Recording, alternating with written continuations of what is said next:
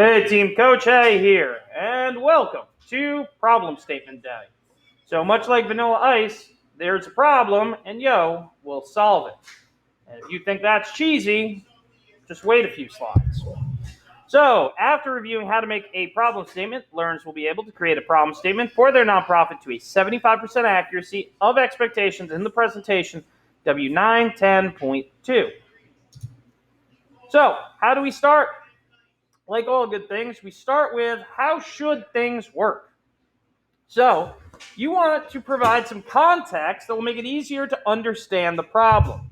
Start by explaining how this particular process should work. So, for those of you who are doing water rights, you want to start, with how water should work. Turn on a tap, and the water comes out. That enables you to explain the problem and state why it matters.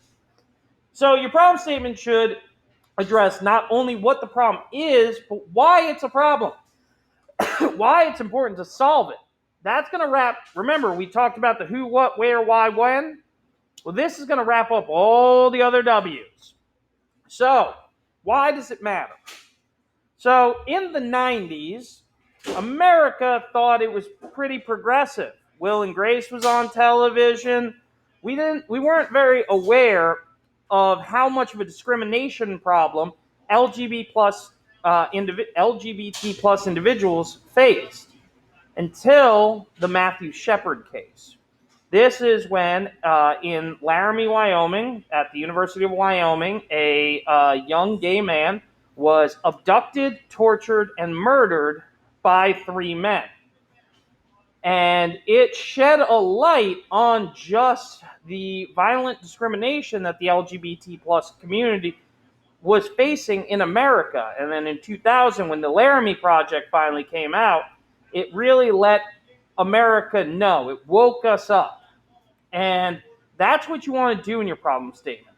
It's one thing to say, hey, this is a problem, but what you really want to do is wake everybody up. But you really need to make sure that you are backing up your claim with data. Once you claim the problem is costing the world money, that's when you get people's attention.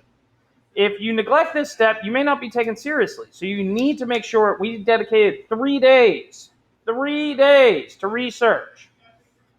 You need to be able to cite sources, cite data, cite evidence.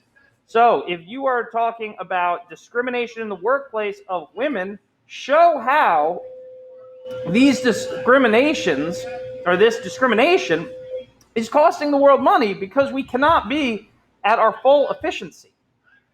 And basically, you want to make sure that you are either tugging on people's heartstrings or their purse strings. Propose a solution. A problem statement should describe your proposal and solution. At this point, you won't be focused on finding a single solution, but you'll have a solid grasp of the problem.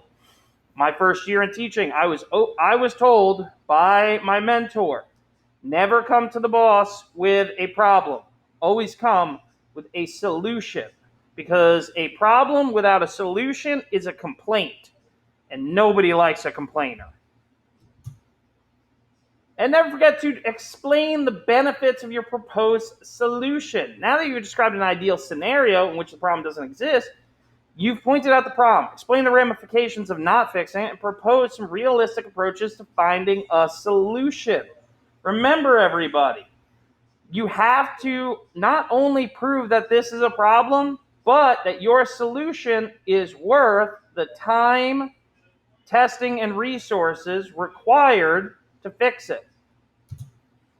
And conclude by summarizing the problem and solution. Guys, summarize. Summarization is your friend. I know it is one of the skills that we've really struggled with this year, but I promise you it's one of the most important. This should consist of you saying, here was the problem, here's how we fix it, and then drop the mic, walk away. So here's from our student exemplar. So here is Yawa, going back to Yawa. Turn on a tap and enjoy clean, drinkable water. Though, throughout the history of the United States, the right to clean, drinkable water has been overlooked and taken for granted. In 2010, the United Nations found globally approximately 884 million people lacked access to safe drinking water. More than 2.6 billion do not have access to basic sanitation, and approximately 1.5 million children under the age of 5 die. And 443 million school days are lost each year as a result of water and sanitation-related disease. As a developed nation, we assume such tragedies aren't happening here. That assumption is patently false.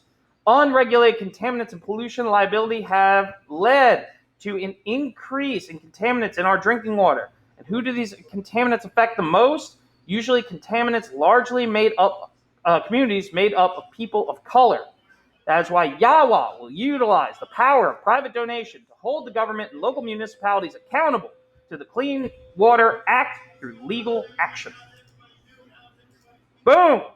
That's how you problem statement, gang. And that's it for problem statements. So, if you got any other questions, there will be more tutorials up. As always, be smart, be safe. I'll see you next time.